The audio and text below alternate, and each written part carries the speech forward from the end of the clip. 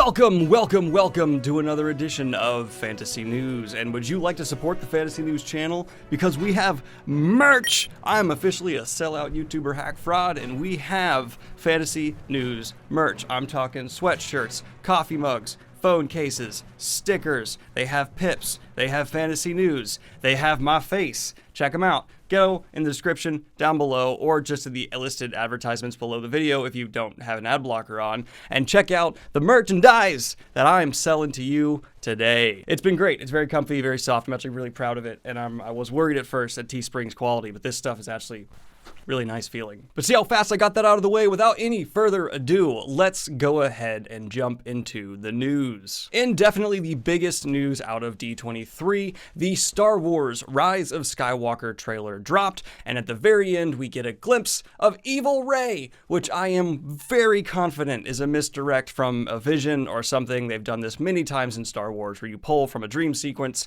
or a vision or some kind of alternate thing, or just cut it entirely to misdirect the audience about the possible story. And it's a good looking trailer. I have had my issues with Star Wars in the past, but I cannot deny they are amazing at making these trailers. From The Force Awakens to The Last Jedi to now The Rise of Skywalker. You can have your criticisms of the movies, but hot damn, these trailers always look so good. And in similar Star Wars news, we also had a trailer drop for The Mandalorian, which looked pretty good, had me interested. I was excited for that. I didn't really have much hype for it, but after seeing the darker, grittier side of things that they're trying to bring to it, this has a couple implications. One, we are willing to go to a darker, grittier place for Star Wars. This was something we saw glimmers of in Rogue One, a fairly okay Star Wars movie, but they seem to be fully embracing it here. But this also has larger implications for Disney Plus as a whole. Many people were worried this would be a streaming service just for kids, as it is brought to us by Disney. But at D23, they've absolutely proved that wrong. And with the announcement of how many franchises that are definitely aimed at adults they are bringing onto the streaming service, this seems to 100% not be the case. Disney Plus is going to be for all audiences. And in the final bit of Star Wars news before we transition into superhero news, and then finally the hardcore fantasy news, the Obi-Wan TV show has been confirmed for Disney Plus, with Ewan McGregor returning, along with a Darth Maul TV series for Disney Plus as well, coming in the near future. Very excited for that, and they got Ewan McGregor back. They got our boy, which I guess means he won't be in any upcoming fantasy adaptations that I actually kind of want to see him in, but I'm very happy to see him be Obi-Wan Kenobi once again. Now, transitioning into the biggest piece of superhero news that has definitely broken over the weekend while I was gone. If you follow me on Twitter, I already gave my opinions on it a bit, but let's go ahead and do a bit more of a deep dive. Sony and Disney split when it comes to Spider-Man, and the most recent update is Kevin Feige has said the deal was never really meant to entirely last. Initially, the backlash from the internet was 100% aimed at Sony, but as more information came out, more and more people have been upset with Disney instead for asking too much and now going back on things that were originally established. I guess Disney's logic was, hey, he's tied into our franchise integrally now, and there's no way Sony will want to miss out on that fat paycheck after making over $1 billion with both the companies together with the last few movies. But it seems Sony is not backing down, but I still maintain this is companies really just flexing hardcore on each other, and we're gonna see one or both of them back down and a more mutual agreement be reached within the next few months. Spider-Man is at the front and center of a lot of things going on in the MCU, and they definitely do need him. On top of that, Sony wants to have their franchises associated with the MCU. If they could somehow bring in the rest of the Spider-Man villains and heroes they own in the MCU, they will definitely make more money off that than they would with their own solo spin-off movies. And with all those factors, I am a very big believer that they will have a reunification in the future. But getting the rest of the Marvel news out of the way as quickly as possible, Black Panther 2 has been confirmed for a 2022 release date. Very excited for that, for one of the highest grossing films of all time to be getting its sequel, and an MCU movie that I thought was really good, especially when it came to world building. Game of Thrones' Kit Harington has been cast for Marvel's Eternals. A lot of people seem to want him for a Wolverine character with the upcoming X-Men, but that seems to not be the case, as he will be heavily involved with the Eternals in some capacity. The reports do say he will be playing a character named Whitman, but I have no experience with that character whatsoever and cannot really comment on it. But in the final bit of Marvel news, a Miss Marvel, a She-Hulk, and a Moon Knight TV series for Disney Plus are all in the works. They're all separate series, and they'll probably overlap and cross over with each other because it's the MCU. And the first show for the What If series, a animated What If series for the MCU timeline, basically alternative what could have happened, sees Peggy Carter coming through as Captain Britain. They are all coming down the road. Very cool, all popular, well-loved heroes. I'm just really excited to see Marvel get weirder. I am feeling burnt out from typical Marvel stories, so if they can just embrace the weird and go as weird as possible, this What If series gives me hopes for that, the Loki spinoff series gives me hope for that, the Doctor Strange Scarlet Witch Madness movie that's supposed to be like a horror movie coming down the road gives me hope for that. So I'm hoping we go in a direction where my interest for the MCU can be reinvigorated as we arrive with the mutants and the Fantastic Four as well, which have all also been confirmed to be being brought in the MCU in the future. And in the final bit of superhero news here today, Nathan Fillion's been brought in for Suicide Squad 2, a movie that I have no opinions on at this point whatsoever. I just hope it's good because, wow, first one wasn't. And in the last bit of not hardcore fantasy news we have today, Bill and Ted's Excellent Adventure 3 Face the Music, or Bill and Ted Face the Music would be the proper title of that, has finished filming. I really hope this is good because if you have not seen Bill and Ted's Excellent Adventure, it's so wholesome and great at just being a dumb, like, comedy of its time. It's so of its time. It's wonderful. Watch it if you haven't already. But in the hardcore fantasy news of the day, for all of you big First Law fans out there like myself, a sneak peek of the audiobook for A Little Hatred, the upcoming Joe Abercrombie book, has been released on SoundCloud. It is linked in the description down below. It sounded phenomenal. I love First Law, and I cannot wait to get into more of the series. This is really one of the strongest ongoing fantasy series currently within the genre, and the audiobook narration for it has been fantastic. I've done the First Law trilogy with a mix of actually reading and audiobook, but this one I think I might go audiobook because I really do love the narrator as well. And in I forgot to record it and my cold is getting worse news, the Rift War Saga TV series adaptation has been canceled. Very sorry to hear about that for my Feist fans out there. I was looking forward to Rift War to be adapted, but it looks like it no longer will be.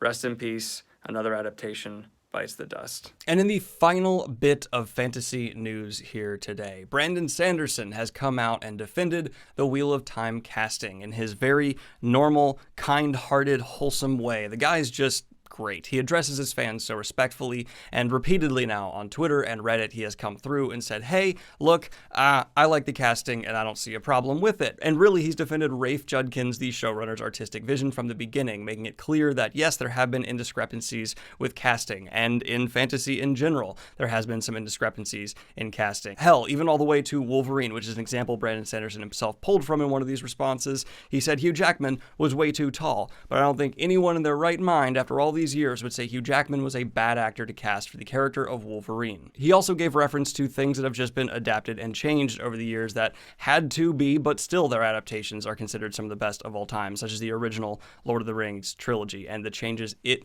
made. It had to work as a cinematic medium. So for the people who are just mad because it does not fit your vision of the characters, that's not really a great defense, and those who are just upset because it does not page for page match the character description in every way, shape, or form, one, who cares, and two, that doesn't really matter much if the acting and performance is as good as it needs to be to truly embody the essence of the character, because then that person will by de facto, just the result of culture, become that character. We've seen that happen multiple times over the years. Now, when someone thinks Wolverine, they probably just think Hugh Jackman in all of his very tall glory. One, I've just gotten pretty horrific racial slurs in my comment sections, which I'm still blown away YouTube has not caught because they slightly misspell it on purpose to get by the YouTube censorship. YouTube, seriously, get better at that, please. I don't want to have to go through these videos every time I talk about casting to get rid of racial slurs. It completely shuts down the argument and conversation, and it's pretty bad and awful. Two, it doesn't match their vision of the character, to which my response is,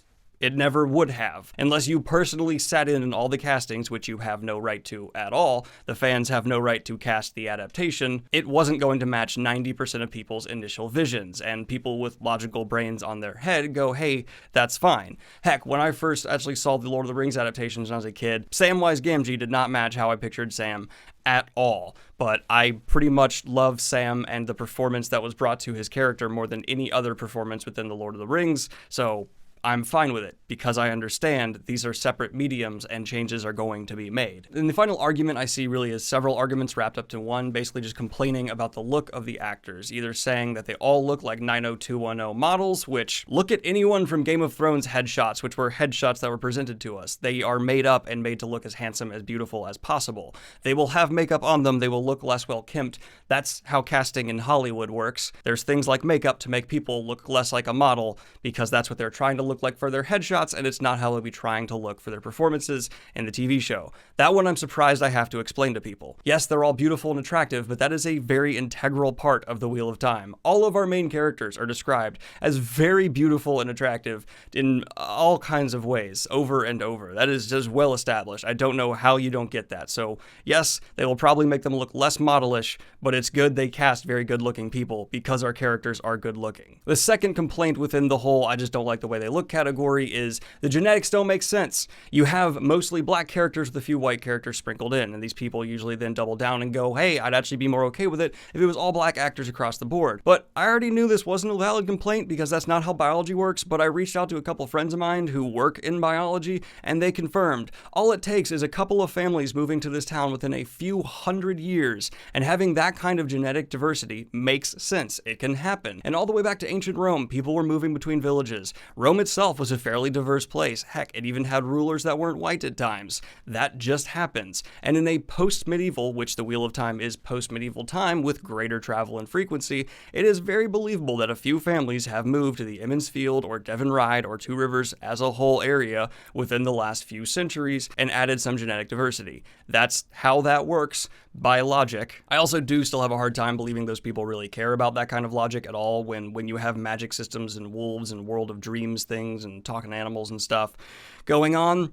There's all kinds of laws of science being broken, so I don't know why genetics suddenly is what you hang your hat on. And then there are the people who just say this feels like forced diversity, and to those people I just say, wait for the freaking performances and see if it affects the quality of your show in any way, shape, or form, because if not, you're just being upset that a person of color was cast or not cast in a role, depending on which side of that you sit on. Just wait for the performances. This is the last I'm going to talk about this, because I just feel like I'm screaming at a brick wall, and no one who has these opinions will ever let their mind be changed. Resting my case. Done, and I hope you guys enjoyed the video. And I do want to give one final thank you to Lainey, a wonderful artist on Instagram who did this fantastic portrait of Pips for me and sent it to me in the mail. I absolutely love it. It's gorgeous. Let me try to, is that going to focus on that? Yes, look at that. It's gorgeous. It's beautiful. Thank you so much, Lainey. I will be linking her Instagram and stuff in the comments down below. She is taking commissions, and if you want a fantastic portrait of your pet, she is doing them. And holy crap, do they look fantastic. And I got two prints here. There's one here, and there's one in the back right there, if you can't see. So I'm very happy. Thank you, Lainey, very much. And it's good to be back in Columbus. I'm recording this while feeling fairly sick, so I hope that didn't come through. Oh, this cold is going to kill me. Like and subscribe if you have not already. Hit the Patreon if you want to support what I do here. Buy some merch if you want to support the channel and my face and keep me doing this as I'm doing it.